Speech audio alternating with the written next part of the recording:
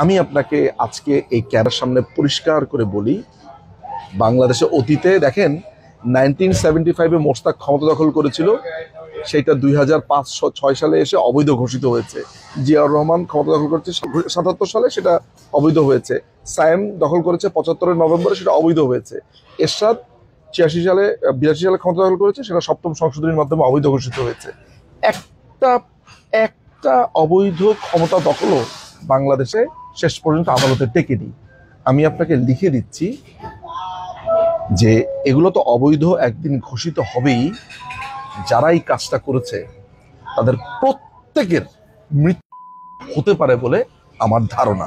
অতীতে দেখা গেছে যে এরকম অনেক ক্ষমতা দখলকারী, যেমন আপনার জিয়াউর রহমান, তারপর হচ্ছে মোশতাক, সায়েম, তারপরে হচ্ছে যে এরশাদ, তারা কি জাতিসংঘে আসেনি? তারা তো মার্শাল্লাহ তো পুরোপুরি অবৈধ, এসে তখন আপনার ভাষণ দিয়েছে। সুতরাং ভাষণ দিলেই তার বৈধতাটা হয় না। 1973 যে অ্যাক্টের মাধ্যমে এই ট্রাইব্যুনালটা গঠিত হয়েছে, সংবিধানে পরিষ্কার করে এই আইনের কারণ লেখা আছে। এই আইনটা করা হয়েছে 71-এর মুক্তিযুদ্ধের সময়ে যেসব আন্তর্জাতিক অপরাধ সংঘটিত হয়েছে সেগুলোর বিচার করার জন্য। সুতরাং এই ট্রাইব্যুনালে কোনো ধরনের বিচার মুক্তিযুদ্ধের বাইরে হয়েছে এই ধরনের কোনো বিচার করা যাবে না, সিম্পল অ্যাজ দ্যাট। সুতরাং এই ট্রাইব্যুনাল শুরুতেই খারিজ এই ধরনের বিচারের জন্য। আসিফ নজরুলকে একদিন বিচারের কাঠগড়াতে দাঁড় হতে পারে, এবং ইউ নেভার নো, সেদিন হয়তোবা তার বিরুদ্ধে আইনজীবী হিসেবে আমিও যদি সুযোগ পাই, আমাকে দেওয়া হয়, তাহলে আমি সেখানে থাকতে পারি। এবং আমি এটা আশা করি, আমি জানি না সেই সময় বিচারপতিরা কি সিদ্ধান্ত নেবে, তবে আমি আশা করি কোনোদিন না কোনোদিন আমি আমার আইনি স্কিল যদি সর্বোচ্চ ব্যবহার করে তার যাতে বিচার হয়, সেটার জন্য আমি সমস্ত চেষ্টা করব।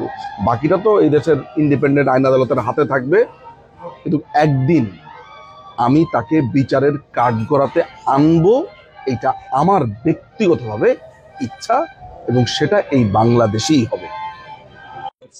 শুভেচ্ছা সবাইকে। আমরা আজকে রেজিস্ট্রার এন্ড সলিসিটর নিজুম মজুমদারকে আমরা পেয়েছি, তো ওনাকে পেয়ে কয়েকটা প্রশ্ন ওনাকে করবো, যে প্রশ্নগুলো অনেকে সোশ্যাল মিডিয়ার মাধ্যমে আমাদের কাছে জানতে চায়। তো প্রথমে প্রশ্ন করবো নিজুম মজুমদার ভাইকে, কেমন আছে? ভালো আছি।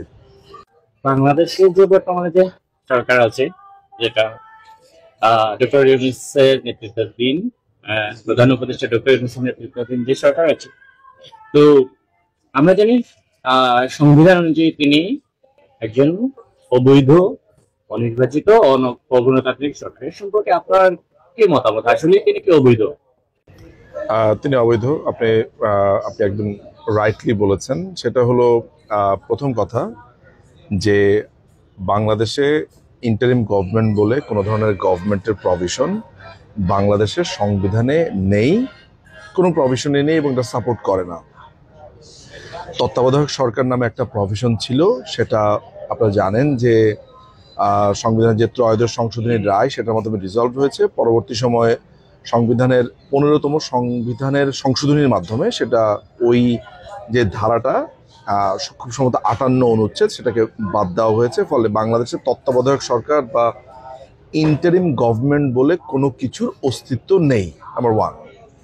এখন আমরা যখন বলছি যে ডক্টর ইউনূস অবৈধ, তখন আমাদেরকে আসলে বলতে হবে কেন অবৈধ। যেহেতু ইন্টারিম গভর্নমেন্টের কোনো অস্তিত্বই নাই, ফলে ইন্টারিম গভর্নমেন্ট গঠিত হওয়ার কোনো প্রশ্নই নাই। আর বাংলাদেশের যে প্রধানমন্ত্রী আছে এই মুহূর্তে, সেটা হচ্ছে মাননীয় প্রধানমন্ত্রী শেখ হাসিনা। তিনি এখনো পর্যন্ত বাংলাদেশের প্রধানমন্ত্রী। কেন? কারণ এটা খুবই স্পষ্ট করে আমাদের সংবিধানের 57 নম্বর অনুচ্ছেদে একদম পরিষ্কারভাবে লেখা আছে যে প্রধানমন্ত্রী তিনি কখন থাকবেন না, কখন থাকবেন। আমি এই ধারাটার সামারিটা হচ্ছে এমন যে তিনি যদি রেজিগনেশন দেন এবং পার্লামেন্ট মেম্বাররা যদি তার থেকে সমর্থন তুলে নেন, দুটোর একটাই ঘটে নেই। আবার যদি সমর্থন তুলেও নেন, সেই ক্ষেত্রে তিনি চাইলে সংবিধান তখন রিজলভ করবার জন্য প্রেসিডেন্টকে বলতে পারবেন। এটা হচ্ছে 57 A, B এবং 57 2, অর্থাৎ 57 যে দুইটা অনুচ্ছেদ, একটা হচ্ছে 57 1-এর A এবং B, এবং 57 যে 2 সাব অনুচ্ছেদ, এই দুটোর একটার মাধ্যমেও মাননীয় প্রধানমন্ত্রীর ক্ষেত্রে ঘটেনি। খেয়াল করবেন। ধরা যাক প্রধানমন্ত্রী পদত্যাগ করেছেন, ধরা যাক, যুক্তির খাতে আমি ধরে নিচ্ছি। এখানেও একটা ব্যাপার আছে, আমাদের এই সংবিধানের আপনার 57 অনুচ্ছেদ পরিষ্কারভাবে বলেছে যে মাননীয় প্রধানমন্ত্রী যদি পদত্যাগ করেন বা কোনোভাবে তার পদটা শেষ হয়ে যায়, পরবর্তী তার স্থানে কেউ বসার আগ পর্যন্ত তিনি প্রধানমন্ত্রী, অর্থাৎ বাংলাদেশে এর পরের বার কেউ নির্বাচিত যদি প্রধানমন্ত্রী হয় তার আগ পর্যন্ত তিনি প্রধানমন্ত্রী থাকবেন। ফলে এই সরকার অবৈধ, ইন্টারিম গভর্নমেন্টের কোনো কিছুই নাই। এটা একটা মার্শাল লর মতো। আমি একটু ছোট্ট একটা তথ্য দর্শকদের জন্য দেই।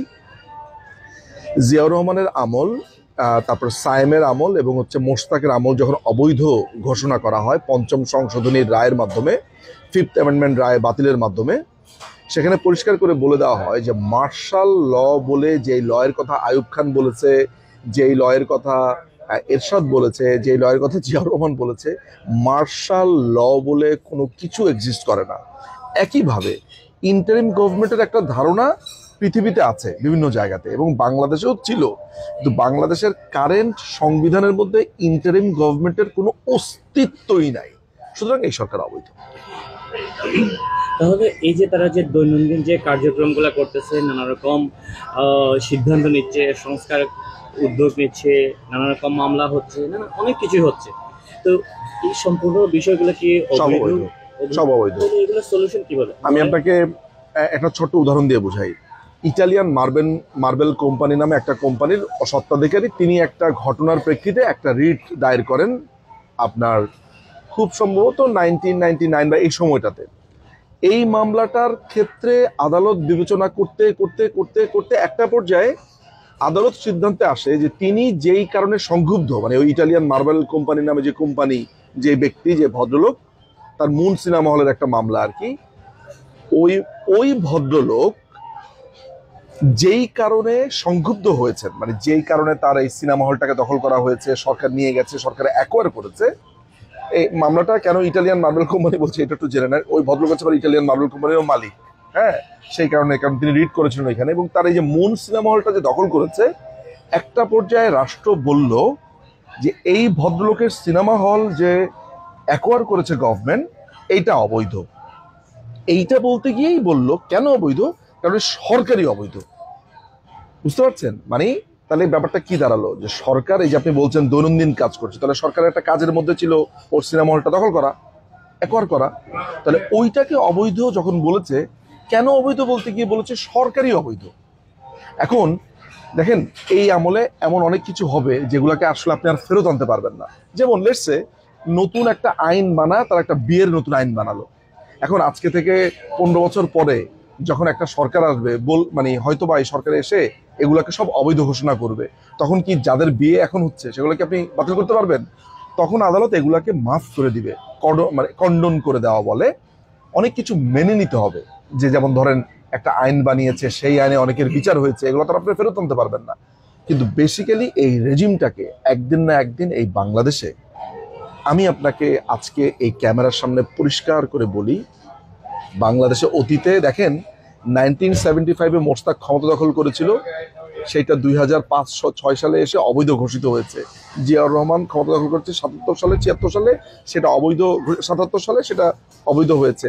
সায়েম দখল করেছে 75-এর নভেম্বরে, সেটা অবৈধ হয়েছে।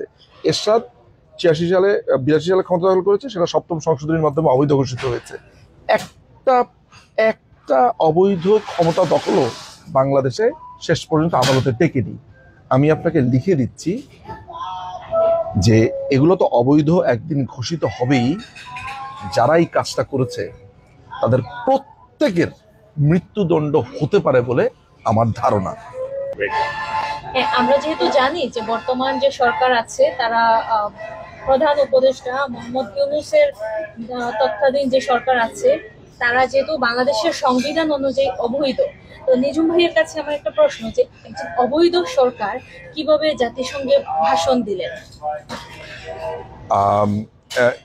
Interesting question. আমার কাছে যেটা মনে হয়, মানে আলটিমেটলি এন্ড অফ দ্য ডেতে তো আমরা এটা এক ধরনের প্রেডিকশন করি, আমরা এটা অলরেডি এটা নিয়ে কথাবার্তা বলছি যে এই সরকারটা হচ্ছে heavily backed by the west. বিশেষ করে আমেরিকা রেজিম চেঞ্জ করেছে, আমেরিকার ব্যাপারে আমরা অতীতে বলেছি, এখনো বলছি, এবং আমাদের কাছে শুধু আমার বলাই যে বলা তা না, আমেরিকান বিভিন্ন প্রফেসররা লিখেছেন, আমেরিকার বিভিন্ন মিডিয়ারা বলছেন। ফলে এই সরকার খুবই গভীরভাবে আমেরিকা দ্বারা প্রোটেক্টেড। এখন একটা সরকারকে যখন আমরা অবৈধ বলছি, সেই সরকার যখন জাতিসংঘের মতো একটা প্রতিষ্ঠানে এসে ভাষণ দেয় বা যেটা বলে, এগুলোর জন্য কিছু প্রসিডিউরের ব্যাপার আছে যে এই সরকার দিতে পারবে কিনা, বা অতীতে দেখা গেছে যে এরকম অনেক ক্ষমতা দখলকারী, যেমন আপনি আপনার জিয়াউর রহমান, তারপর হচ্ছে মোশতাক, সায়েম, তারপরে হচ্ছে যে এরশাদ, তারা কি জাতিসংঘে আসেনি? তারা তো মার্শাল্লাহ তো পুরোপুরি অবৈধ এসে তখন আপনার ভাষণ দিয়েছে। সুতরাং ভাষণ দিলেই তার বৈধতাটা হয় না। অনেক সময় যেটা হয় যে ওই কান্ট্রি যেহেতু ইউনাইটেড নেশনসের সদস্য, অন্য কান্ট্রিরা কোনো ধরনের অভিযোগ দায়ের করেনি, তার ভিতরে কোনো পেন্ডিং অভিযোগ নেই, ফলে সাধারণত যেটা হয় ওই ইউনাইটেড নেশনসের ক্ষেত্রে ওইভাবে বড় ইম্প্যাক্ট ফেলে না, এবং ওইটার মাধ্যমে আমরা বলতে পারি না সে অবৈধ। আমরা দেখবো হচ্ছে একদম প্যারেন্ট ল। আমাদের প্যারেন্ট লটা কি? আমাদের প্যারেন্ট ল বা অ্যাপেক্স ল হচ্ছে সংবিধান। সুতরাং সংবিধান অনুযায়ী সে অবৈধ। জাতিসংঘে যেতে পারলো কিংবা আমেরিকাতে যেতে পারলো বা ভাষণ দিতে পারলো, ওইটা ওই তার বৈধতা বা অবৈধতাকে সূচিত করে না। হচ্ছে যে এই ডক্টর মোহাম্মদ ইউনূস জাতিসংঘে মানে অবৈধ সরকারের প্রধান উপদেষ্টা, তিনি জাতিসংঘে যে ভাষণ দিলেন বা জাতিসংঘে এখানে আসার পর অনেকগুলো সাইডলাইন বৈঠক করেছেন, যেটা তার বাহিনী খুব ভালোভাবে প্রচার করতেছে, যেহেতু গণমাধ্যম তাদের নিয়ন্ত্রণে খুব ভালোভাবে প্রচার করতেছে যে অতীতে এগুলো হয় নাই, এত জোরালোভাবে হয় নাই। ডক্টর মোহাম্মদ ইউনূস এসে সবকিছু পরিবর্তন করে দিয়েছে। সাইডলাইন বৈঠকের গুরুত্ব কেমন? হ্যাঁ, প্রথমে আমরা একটা ডিনায়ালের জায়গা থেকে আমাদেরকে বের হতে হবে। আমি অনেকেই এই ডিনায়ালটা করে। আমি একটা জিনিস খুবই স্বীকার করি, সেটা হচ্ছে ডক্টর ইউনূসের ওয়ার্ল্ড যেই ইন্টারন্যাশনাল কানেকশন, সেটা যথেষ্ট ভালো। তিনি কি ওয়েস্টের কাছে সমাদৃত? উত্তর হচ্ছে হ্যাঁ, সমাদৃত। তিনি কি আপনার ওয়ার্ল্ড যারা লিডার আছে তাদের সাথে তার খুব ভালো সংযোগ? ইয়েস। এই সংযোগগুলো আছে বলেই দুটো একটার সাথে আরেকটার পরিপূরক। ডক্টর ইউনূসকে এই ওয়েস্ট একটা দীর্ঘ সময়ের জন্য প্রস্তুত করেছে আজকের এই চিত্রটার জন্য। তার নোবেল পিস প্রাইজ বলেন, তাকে ক্ষমতায়ন করা বলেন, তিনি ইসরায়েলের একটা বিশাল ডোনেশন পান, সেটা আমরা সেদিনই দেখেছি, এটা আমরা আমাদের সামনে এসছে। তিনি ওয়েস্টের একটা বড় ধরনের সমর্থন পান, এটা আমরা জানি। সুতরাং তার এই কানেকশনটা নিয়ে আমার অন্ততপক্ষে কোনো ডাউট নাই। কিন্তু এই ষড়যন্ত্রের অংশ হিসেবে যারা তার সাথে ছিল, যেই ওয়েস্টের অংশটা ছিল, তারা যখন তাকে ফুললি এই ধরনের একটা অবৈধ ক্ষমতা গ্রহণে হেল্প করেছে, তারাই তো তার সাথে সাইডলাইন বৈঠকগুলো করবে। এটা তো অবাক হওয়ার কিছু নাই। যেমন অতীতে আমরা দেখেছি যে তারা যখন কারজাই সরকারকে বসালো, হ্যাঁ, একটা দেশকে বোম টোম মেরে, তারপরে আপনার যখন সাদ্দামকে একটা মানে ওদের ইচ্ছা মতো একটা ট্রায়াল করে ফাঁসি দিয়ে, তখন তো সেই সব সরকাররা জাতিসংঘে গেছে, তাদের সাথে সাইডলাইন বৈঠক হয়েছে, অমুক। কারজাই সরকার যখন আসলো আফগানিস্তানের, তখন সেই লোকের সাথে ওয়েস্টের তো প্রচুর লোক বৈঠক করেছে, আপনারা যদি মনে করতে পারেন সেই সময়। সুতরাং ইউনূস এই পর্যন্তই তার ইন্টারন্যাশনাল যোগাযোগ, তার সাথে বৈঠক, কিন্তু বাংলাদেশের ইন্টারনাল রাজনীতি এবং এখানে টিকে থাকবার রাজনীতি এটা ভিন্ন। হচ্ছে যে এই ডক্টর মোহাম্মদ ইউনূস জাতিসংঘে মানে অবৈধ সরকারের প্রধান উপদেষ্টা, তিনি জাতিসংঘে যে ভাষণ দিলেন বা জাতিসংঘে এখানে আসার পর অনেকগুলো সাইডলাইন বৈঠক করেছেন, যেটা তার বাহিনী খুব ভালোভাবে প্রচার করতেছে, যেহেতু গণমাধ্যম তাদের নিয়ন্ত্রণে খুব ভালোভাবে প্রচার করতেছে যে অতীতে এগুলো হয় নাই, এত জোরালোভাবে হয় নাই। ডক্টর মোহাম্মদ ইউনূস এসে সবকিছু পরিবর্তন করে দিয়েছে। সাইডলাইন বৈঠকের গুরুত্ব কেমন? হ্যাঁ, প্রথমে আমরা একটা ডিনায়ালের জায়গা থেকে আমাদেরকে বের হতে হবে। আমি অনেকেই এই ডিনায়ালটা করে। আমি একটা জিনিস খুবই স্বীকার করি, সেটা হচ্ছে ডক্টর ইউনূসের ওয়ার্ল্ড যেই ইন্টারন্যাশনাল কানেকশন, সেটা যথেষ্ট ভালো। তিনি কি ওয়েস্টের কাছে সমাদৃত? উত্তর হচ্ছে হ্যাঁ, সমাদৃত। তিনি কি আপনার ওয়ার্ল্ড যারা লিডার আছে তাদের সাথে তার খুব ভালো সংযোগ? ইয়েস। এই সংযোগগুলো আছে বলেই দুটো একটার সাথে আরেকটার পরিপূরক। ডক্টর ইউনূসকে এই ওয়েস্ট একটা দীর্ঘ সময়ের জন্য প্রস্তুত করেছে আজকের এই চিত্রটার জন্য। তার নোবেল পিস প্রাইজ বলেন, তাকে ক্ষমতায়ন করা বলেন, তিনি ইসরায়েলের একটা বিশাল ডোনেশন পান, সেটা আমরা সেদিনই দেখেছি, এটা আমরা আমাদের সামনে এসছে। তিনি ওয়েস্টের একটা বড় ধরনের সমর্থন পান, এটা আমরা জানি। সুতরাং তার এই কানেকশনটা নিয়ে আমার অন্ততপক্ষে কোনো ডাউট নাই। কিন্তু এই ষড়যন্ত্রের অংশ হিসেবে যারা তার সাথে ছিল, যেই ওয়েস্টের অংশটা ছিল, তারা যখন তাকে ফুললি এই ধরনের একটা অবৈধ ক্ষমতা গ্রহণে হেল্প করেছে, তারাই তো তার সাথে সাইডলাইন বৈঠকগুলো করবে। এটা তো অবাক হওয়ার কিছু নাই। যেমন অতীতে আমরা দেখেছি যে তারা যখন কারজাই সরকারকে বসালো, হ্যাঁ, একটা দেশকে বোম টোম মেরে, তারপরে আপনার যখন সাদ্দামকে একটা মানে ওদের ইচ্ছা মতো একটা ট্রায়াল করে ফাঁসি দিয়ে, তখন তো সেই সব সরকাররা জাতিসংঘে গেছে, তাদের সাথে সাইডলাইন বৈঠক হয়েছে, অমুক। কারজাই সরকার যখন আসলো আফগানিস্তানের, তখন সেই লোকের সাথে ওয়েস্টের তো প্রচুর লোক বৈঠক করেছে, আপনারা যদি মনে করতে পারেন সেই সময়টা। সুতরাং ইউনূস এই পর্যন্তই, তার ইন্টারন্যাশনাল যোগাযোগ, তার সাথে বৈঠক, কিন্তু বাংলাদেশের ইন্টারনাল রাজনীতি এবং এখানে টিকে থাকবার রাজনীতি এটা ভিন্ন। আপনি হয়তো জেনে থাকবেন বিচারপতি শামসুদ্দিন চৌধুরী মানিককে নিয়ে একটা কথা আছে যে তিনি ব্রিটিশ নাগরিক হয়ে কিভাবে বাংলাদেশের সংবিধানে বা বাংলাদেশের বিচারপতি হতে পারেন। হ্যাঁ, এরকম একটা কথা প্রচলিত আছে। যদিও আমি যতটুকু জেনেছি তিনি বিচারপতি থাকা অবস্থায় ব্রিটিশ নাগরিকত্ব গ্রহণ করেন না, এরকম একটা কথা প্রচলিত আছে। আচ্ছা, ধরেও যদি নিই যে বিচারপতি শামসুদ্দিন চৌধুরী মানে ব্রিটিশ নাগরিক হয়ে বিচারপতি হয়েছে, প্রচলিত আছে যে ডক্টর মোহাম্মদ ইউনূস আমেরিকার নাগরিক, যুক্তরাষ্ট্রের নাগরিক। যদি এই কথাটা ঠিক হয়ে থাকে, সত্য হয়ে থাকে, তাহলে তিনি কি বাংলাদেশের প্রধান উপদেষ্টা হতে পারেন? প্রথম কথা হচ্ছে যে বাংলাদেশের প্রধান উপদেষ্টা হতে হলে যেই ক্রাইটেরিয়া, প্রধান উপদেষ্টা, সবচেয়ে বড় ব্যাপার হচ্ছে প্রধান উপদেষ্টার হওয়ার আইনটাই নাই, সংবিধান নাই। কিন্তু বাংলাদেশ রাষ্ট্রের প্রধান যিনি হন, তার যে শর্তাবলী আছে, ধরা যাক যে আমাদের প্রেসিডেন্ট, আমাদের প্রধানমন্ত্রী, এই ক্রাইটেরিয়ার মধ্যে পরিষ্কারভাবে আছে তাকে বাংলাদেশের নাগরিক হতে হবে এবং অন্য দেশের নাগরিক তিনি হতে পারবেন না। আমরা যদি ওই রুলটা ফলো করি, তাহলে ডক্টর মোহাম্মদ ইউনূস ক্ষমতা বা প্রধান উপদেষ্টা হওয়ার কোনো যোগ্যতাই উনার নাই। এখন আরেকটা ব্যাপার আছে যে একজন আমেরিকান নাগরিক ল অনুযায়ী তিনিও কোনো দেশের প্রধান হতে পারবেন না। ব্যাপারটা ভাইস ভার্সা, ব্যাপারটা একেবারে ভাইস ভার্সা। সুতরাং আপনি দুই দিক থেকেই যদি ব্যাপারটা এনকোয়ারি করেন, তাহলে দুই জায়গা থেকেই আপনি কিন্তু এই অপরাধটাকে ধরতে পারেন, এই অপরাধটাকে বিচারের আওতায় আনতে পারেন। এটা একটা হিউজ অপরাধ যে আপনি আমেরিকার নাগরিক যদি হন, সেই জায়গাতেও আপনি অন্য দেশের প্রধান হতে পারছেন না। আবার বাংলাদেশের নাগরিক solely না হলে আপনি বাংলাদেশের দায়িত্ব নিতে পারবেন না। সুতরাং এই আলোচনাটাতে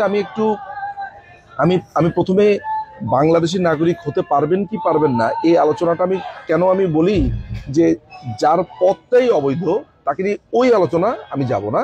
কিন্তু আমি ওই আলোচনাতে যেতে আগ্রহী যে একজন আমেরিকান নাগরিক কি আমেরিকান আইন অনুযায়ী কোনো প্রধান হতে পারবেন কিনা, সেইটা।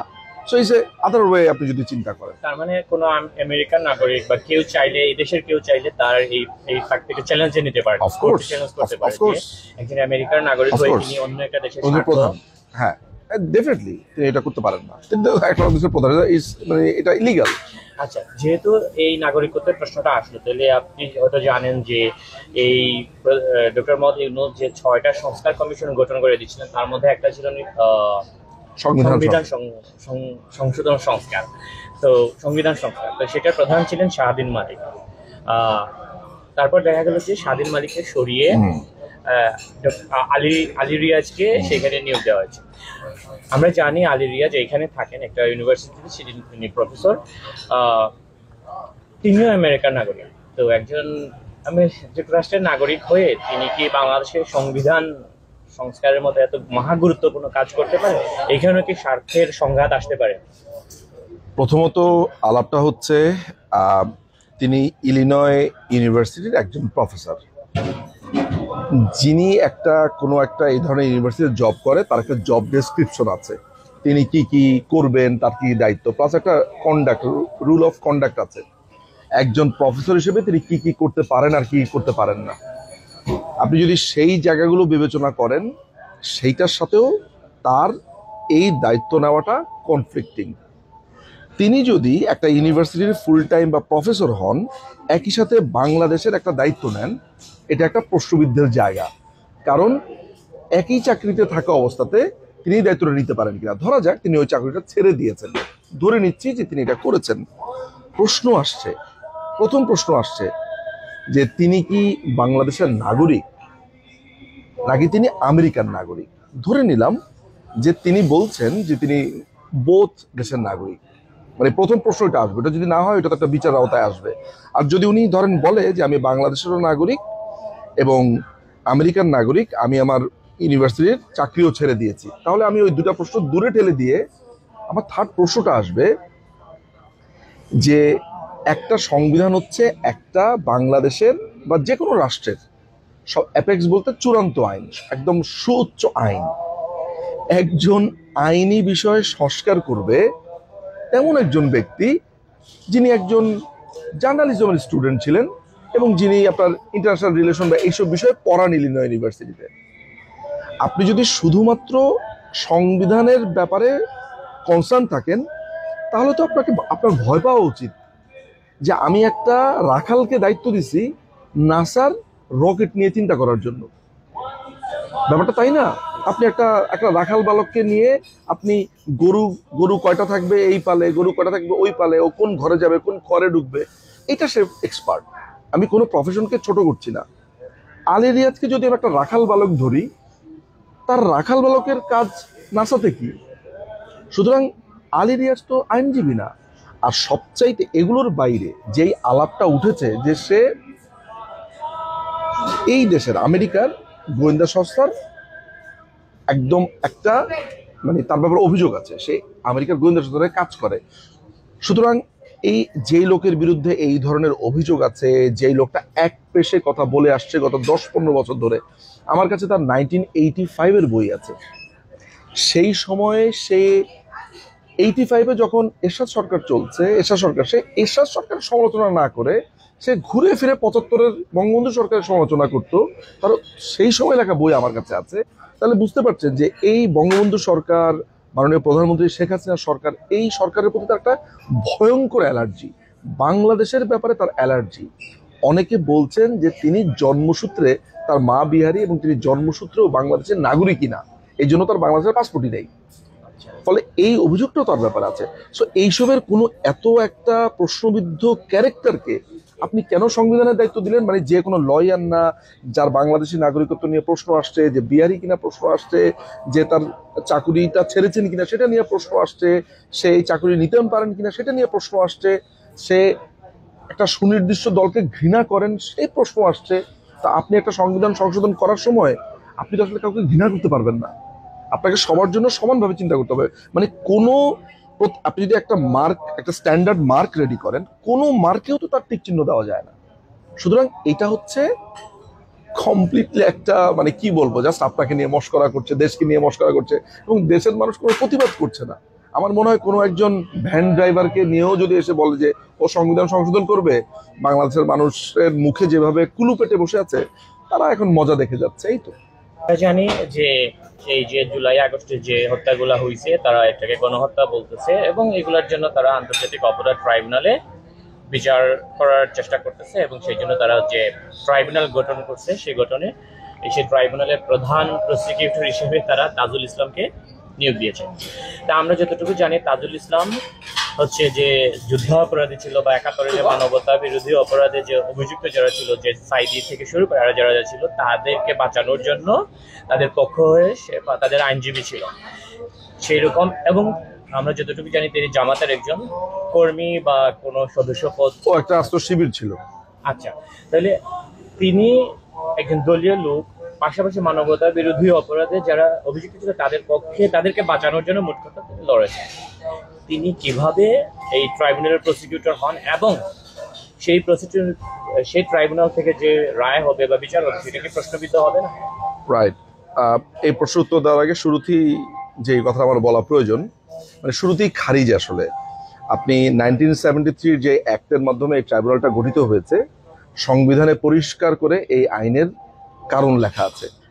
এই আইনটা করা হয়েছে 71-এর মুক্তিযুদ্ধের সময়ে যেসব আন্তর্জাতিক অপরাধ সংঘটিত হয়েছে সেগুলোর বিচার করার জন্য। সুতরাং এই ট্রাইব্যুনালে কোনো ধরনের বিচার মুক্তিযুদ্ধর বাইরে হয়েছে এই ধরনের কোনো বিচার করা যাবে না, সিম্পল অ্যাজ দ্যাট। সুতরাং এই ট্রাইব্যুনাল শুরুতেই খারিজ এই ধরনের বিচারের জন্য। এটা হচ্ছে প্রথম কথা, অর্থাৎ এই বিচারটা আপনি এখানে করতে পারবেন না। 2 নাম্বার, যেই সব গণহত্যার কথা বলছে, যেসব মানবতা বিরোধী অপরাধের কথা বলছে, এইগুলার যে ক্রাইটেরিয়া, গণহত্যার যে ক্রাইটেরিয়া, তারপরে ক্রাইমস এগেনস্ট হিউম্যানিটির যে ক্রাইটেরিয়াগুলো আছে, লিগ্যাল ক্রাইটেরিয়া, এগুলো আপনার মেনসি একটা সিয়া, এগুলোর কোনোটাই মাননীয় প্রধানমন্ত্রী শেখ হাসিনার ক্ষেত্রে অ্যাপ্লাই হয় না। ঠিক আছে? যদি তাই হয় তাহলে বাংলাদেশের যে কোনো ঘটনাই আপনি এই ট্রাইব্যুনালের মধ্যে আনতে পারেন। মানে আপনি ফ্লাড গেট যদি ওপেন করে দেন তাহলে আমি আপনাকে বলে দিতে পারি যে এই যে আপনার এই যে পকেট পার হয় এটারও আপনি ট্রাইব্যুনালে আনতে পারেন। আমি আপনাকে প্রমাণ সহ বুঝা দিব কীভাবে আসে যদি এই ইলিগাল জিনিসটা হয়। আচ্ছা, সুতরাং এইটা আগে একটু দর্শকদের জন্য ক্লিয়ার করার দরকার, তাই আমি করলাম যে এই ট্রাইব্যুনালে এই বিচার হবেই না। কেউ যদি একটু কষ্ট করে আমাদের সংবিধানের 47-এর 1-এর আইনটা পড়েন তাহলে দেখবেন সেখানে স্পষ্ট করে লেখা আছে যে এই আইনটা হয়েছে শুধু মুক্তিযুদ্ধকালীন অপরাধের বিচারের জন্য। ক্লিয়ার? আচ্ছা, এখন কনফ্লিক্ট অফ ইন্টারেস্ট। এই তাজুল নিজে সাইদির মামলাটা সে যখন পরিচালনা করে, তাদের প্রসিকিউটর টিম একবার না একাধিকবার অ্যাপ্লিকেশন করেছে যে মানে সরকারের যারা প্রসিকিউটর আছে তারা একসময় আওয়ামী লীগ করতো, জাসদ করতো, তারা এই বিচার করতে পারবে না, তারা উকিল থাকতে পারবে না। খোদ সে নিচে অ্যাপ্লিকেশন দিয়েছে। আমি যদি ধরে নেই যে ধরেন এই ট্রাইব্যুনালের বিচার হতে পারবে, তাহলে আবার প্রশ্ন আসে যে যেই অ্যাপ্লিকেশন আপনি করেছেন ওই একই জিনিস তো আপনিও তো রাজশাহী ইউনিভার্সিটিতে শিবির করতেন, তাহলে আপনি প্রসিকিউটর হন কেমনে আপনার রাজনৈতিক প্রতিপক্ষের? মানে যেই অ্যাপ্লিকেশনটা সে খোদ নিজে করেছে, সে কি বলেছে যে জিয়াদ আল মালুম জাসদ করতেন, তারপরে গোলাম আরিফ টিপু উনি আওয়ামী লীগ করতেন, এই অভিযোগগুলো তিনি নিজে দিয়েছেন, তার টিম দিয়েছে যে যেহেতু দলীয় লোক তাই সে প্রসিকিউটর হতে পারবে না। মানে যখন রাজাকারদের বিচার হয়েছে, এখন সে নিজে শিবির কর্মী, সেই বিচারটা কেমনে কন্ডাক্ট করবে? এটা হচ্ছে 1 নম্বর ব্যাপার। দেখেন, এই তাজুলকে প্রসিকিউটর বানানোটা এমন একটা ঘটনা, ব্যাপারটা এমন যে নুরেমবার্গ ট্রাইব্যুনালে হিটলারের সহযোগীদের বিচার হয়েছে। কোনো একটা সময় হিটলার ধরেন জীবিত ফেরত আসার পরে এখন এই ট্রাইব্যুনালেই বিচার করছে, যারা বিচার করছে তাদের। এর থেকে ভয়ানক কোনো ঘটনা হতে পারে না। সোজা কথা হচ্ছে যে জামাতের যে এতদিন একটা রাগ ছিল, মানে এই যে ওকে ট্রাইব্যুনালের চেয়ারম্যান করা, এটা কিন্তু একটা ওদের মুক্তিযুদ্ধের ব্যাপারে প্রতিশোধ। কারণ প্রধানমন্ত্রী শেখ হাসিনা মুক্তিযুদ্ধের যে অপরাধটা হয়েছে সেইটার বিচারের জন্য একটা ইন্ডিপেন্ডেন্ট ট্রাইব্যুনাল বানিয়ে দিয়েছে। জামাত ওই মুক্তিযুদ্ধের সময়ের অপরাধের বিচার করলো কেন, সেইটার প্রতিশোধ হিসেবেই এই ট্রাইব্যুনালের তাদের লোকজন দিয়ে ওকে প্রধান বানিয়েছে, যাতে তাদের নেতাদের অপরাধের বিচার কেন করলো সেইটার জন্য সে এখন প্রতিশোধ নেবে। এটা কিন্তু কোনো হত্যার বিচার হচ্ছে না, এটা হচ্ছে প্রতিশোধের বিচার। আসিফ নজরুলকে এই বিষয়ে প্রশ্ন করা হয়েছিল যে কেন তাজুল ইসলামকে এখানে প্রসিকিউটর করা হলো। উনি বলছেন তো ওনাকে তো প্রসিকিউটর করা হয়েছে, ওনাকে তো জাজ হিসেবে নিয়োগ করা হয়নি, নাম্বার 1। নাম্বার 2 বলছে যে এখানে আর কেউ আসতো না, যে আওয়ামী লীগের বা আওয়ামী লীগ ঘরানার কেউ এখানে প্রসিকিউটর হইতো না, কারণ তারা দলের লোকেদের বিচার করবে কিভাবে। তখন প্রশ্ন করা হয়েছিল যে বিএনপি তো অনেক ছিল, বিএনপি ঘরানার অনেকে তো ছিল, তাদেরকে নিয়োগ করা হলো না কেন? তখন উনি বলছে যে বিএনপিরও কেউ আসতে চাইতো না, এবং মোটামুটি তারা এক ধরনের বাধ্য হয়ে তাই এই তাজুল ইসলামকে প্রসিকিউটর করতে হয়েছে। ওনার এই যুক্তিটা, তাজুল ইসলামকে নিয়োগ করতে গিয়ে এই যুক্তিটাকে আপনি কিভাবে দেখেন? আমি আমার জীবনের যে কয়টা মানুষ আমার কাছে খুবই ডিসগাস্টিং, টাউট, বাটপার, বদমাইশ টাইপের লোক আছে, তাদের ব্যাপারে আমি সাধারণত এড়াই।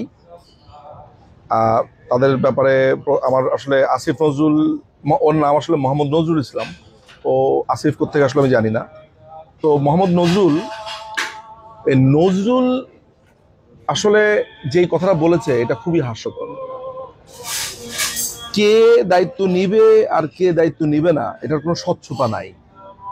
বাংলাদেশে আওয়ামী লীগ, বিএনপি, শিবির ছাড়া আইন প্র্যাকটিস করে এমন কেউ নাই। মানে ও বলতে চাইছে কি যে বাংলাদেশের সব আইনজীবী রাজনৈতিকভাবে সংশ্লিষ্ট? আচ্ছা, আসতে চাইবে না, তাহলে ব্যাপারটা কি দাঁড়ালো? কোনো একটা প্রসিকিউটর যদি কেউ হতে না চায়, তাহলে নিয়মটা হচ্ছে এমন একজনকে আপনার প্রসিকিউটর বানা দিতে হবে যে প্রতিশোধ নিতে চায়। মানে ব্যাপারটা কি তাহলে সে এইটা বলতে চাইছে? ও এক সময় নিজেই তো আপনার আসিফ নজরুল এক সময় সাইদির বিরুদ্ধে দীর্ঘ লেখা লিখেছে, আপনারা জানেন। গোলাম আজমের এগেনস্টে লিখেছে, এক সময় সে ঘাতক দালাল নির্মূল কমিটিতে লিখেছে। আপনি শুনলে অবাক হবেন, এই 1973 সালের আইন যে খুবই ভালো, এই কথাটা সে তার বইয়ে লিখেছে, যুদ্ধাপরাধীর বিচার ও অন্যান্য প্রসঙ্গ জানার ইমাম এই গ্রন্থে। এই একই লোক 15 বছর পরে এসে বলেছে যে এই আইনটা ভালো না। তো যেই লোক একবার বলে এই আইন ভালো, সেই একই লোক বলছে এই আইন ভালো না। যেই লোক একবার বলছে যে এই বিচারের ইন্টারন্যাশনাল স্ট্যান্ডার্ড নাই, সেই লোকই এখন বলছে এই আইনেই বিচার হবে। তাহলে আপনি যে আগে বলছেন ইন্টারন্যাশনাল স্ট্যান্ডার্ড নাই, তাহলে এখন বিচার করেন কেমনে? আর সবচেয়ে বড় ব্যাপার হচ্ছে যে কেউ প্রসিকিউটর হইতে রাজি না দেখে আমি রাস্তার একটা ছিনতাইকারী আর রক কাটা বাহিনীকে ধরে এনে আমি উকিল বানা, আমি বিচার করাতে দিয়ে দিব? মানে ও কি বলতে চায়? ও মনে করে ও নিজে বার্লি খায় আর সবাইও বার্লি খায়, কেউ আর এটা বুঝবে না। কিন্তু একটা কথা জয় ভাই আমি আপনাকে বলি, যে আসিফ নজরুলকে একদিন বিচারের কাঠগড়াতে দাঁড় হতে পারে, এবং ইউ নেভার নো, সেদিন হয়তোবা তার বিরুদ্ধে আইনজীবী হিসেবে আমিও যদি সুযোগ পাই, আমাকে দেওয়া হয়, তাহলে আমি সেখানে থাকতে পারি। এবং আমি এটা আশা করি, আমি জানি না সেই সময় বিচারপতিরা কি সিদ্ধান্ত নেবে, তবে আমি আশা করি কোনোদিন না কোনোদিন আমি আমার আইনি স্কিল যদি সর্বোচ্চ ব্যবহার করে তার যাতে বিচার হয়, সেটার জন্য আমি সমস্ত চেষ্টা করব। বাকিটা তো এই দেশের ইন্ডিপেন্ডেন্ট আইন আদালতের হাতে থাকবে, কিন্তু একদিন আমি তাকে বিচারের কাঠগড়াতে আনবো, এটা আমার ব্যক্তিগতভাবে ইচ্ছা, এবং সেটা এই বাংলাদেশেই হবে। আমরা জানি বিশ্বে, শুধু বাংলাদেশে না, বিশ্বে একটা আলোচিত ঘটনা হচ্ছে আয়নাগর। নামটা অনেক সুন্দর, আমার পছন্দ হয়েছে, হাওয়া ভবন থেকে ভালো লাগছে। তো যে আয়নাগর থেকে 5 আগস্টের পর থেকে একের পর এক মানুষজন আসছে, নানা রকম কল্প কাহিনী প্রচার করা হচ্ছে। কাহিনীগুলো শুনতে অনেক ভালো লাগতেছে, অনেকে গামছা নিয়ে আসতেছে, অনেকগুলো কাহিনী। তো যে আয়নাঘর নিয়ে সারা বিশ্বে আলোচিত, বাংলাদেশে আলোচিত, এবং এই আয়নাগরকে কেন্দ্র করেই একটা সরকার বিরোধী মনোভাব প্রবলভাবে সৃষ্টি করা হয়েছে। এবং এত আলোচিত আয়নাগর, সেই আয়নাগর সম্পর্কে কিছুদিন আগে ডক্টর মোহাম্মদ ইউনূস বললেন যে আয়নাগর বন্ধ করে দেওয়া হয়েছে। আমার কথা হচ্ছে, যে আয়নাগর নিয়ে এত কথা, যে আয়নাগর নিয়ে আওয়ামী লীগের সমালোচনা, শেখ হাসিনার সমালোচনা, শেখ হাসিনাকে ফাঁসিতে ঝুলানো হবে, এই অনেক কিছু, এত বড় একটা ঘটনা ঘটে গেল বাংলাদেশে কোনো সাংবাদিককে নিয়ে আয়নাগর না দেখাইয়া, বা কোনো সুশীল সমাজ, তথাকথিত সুশীল সমাজ বা কাউকে, বা ইন্টারন্যাশনাল মিডিয়াকে, বাংলাদেশের মিডিয়াকে না দেখাইয়া আয়নাগর বন্ধ করে দেয়াটাকে আপনি কিভাবে দেখেন?